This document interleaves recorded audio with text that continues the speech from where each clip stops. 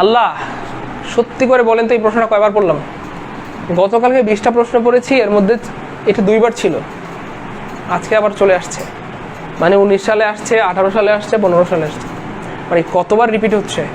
এই প্রশ্ন সবাই পারবেন, ব্যাখ্যা করার কিছু নাই, এই প্রশ্নটা সবাই পারবেন ইনশাআল্লাহ। তবু ছোট করে নতুন ভাই বোনদের জন্য ব্যাখ্যা করে দিই, কারণ প্রতিদিনই ক্লাসে নতুন ভাই বোনরা জয়েন করেন। আচ্ছা, একটু খেয়াল করবেন প্রিয় ভাই বোন আমার, এখানে যে ঝামেলাটা সেটা হচ্ছে আসলে একটা হচ্ছে আপনার কাপড় ঝুলানো, হ্যাঁ খুব মেহরবানি করে মনে রাখেন, হ্যাঁ কাপড় ঝুলানো, আর একটা হচ্ছে আপনার ফাঁসিতে ঝুলানো। তাহলে কাপড় ঝুলায়, কাপড় হচ্ছে বস্তু, আর ফাঁসিতে কাকে ঝুলায়? ফাঁসিতে ঝুলানো হয় সাধারণত মানুষকে, রাইট? আচ্ছা, তো দুইটার ইংলিশ সেম, দুইটার ইংরেজি কি ভাইয়া? প্রায় সেম।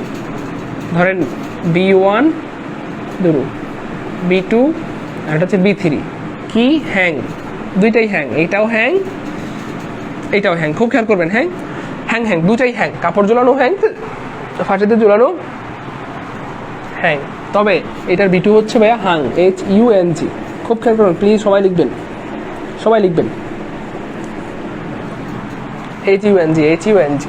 কিন্তু যেটা মানুষ, যেই ওয়ার্ডটা দিয়ে মানুষকে ফাঁসিতে ঝুলানো বোঝানো হয় সেটা কিন্তু আবার এমন, হি ওয়াজ হ্যাঙ্গেড, HANGED, হ্যাঙ্গেড, HANGED, হ্যাঙ্গেড বা হ্যাংড। বা ক্লিয়ার কিনা একটু বলেন? কাপড় ঝুলানো দুইটার ইংলিশটাই সেম, হ্যাং হ্যাং, এটাও HANG, এটাও HANG, দুইটাই কিন্তু সেম, বারবার বলতেছি দুইটাই সেম, এটাও হ্যাং এটাও হ্যাং। আমি আবার নতুন করে লিখে দিই ক্লিয়ার করে, আপনারা বুঝতেছেন কিনা? দুইটাই কিন্তু সেম, হ্যাং হ্যাং, এটাও হ্যাং আবার এটাও হ্যাং, মানে মূল যে ফর্মটা বা বেস ফর্মটা সেটা দুইটাই সেম। তবে B2 আর B3টা চেঞ্জ, খুব খেয়াল করবেন, হ্যাঁ এটাও হ্যাং এটাও হ্যাং। তবে এটার B2 হচ্ছে হাং, আর এই ফাঁসিতে ঝুলেলে হ্যাংড, ঠিক আছে? আচ্ছা ওকে, তাহলে একটু খেয়াল করে দেখি তো, এখানে মানুষ না বস্তু, কাপড় আছে, এখানে মানুষ আছে, রাইট? মানুষ আছে। কাপড় ঝুলাইলে কি হইতো?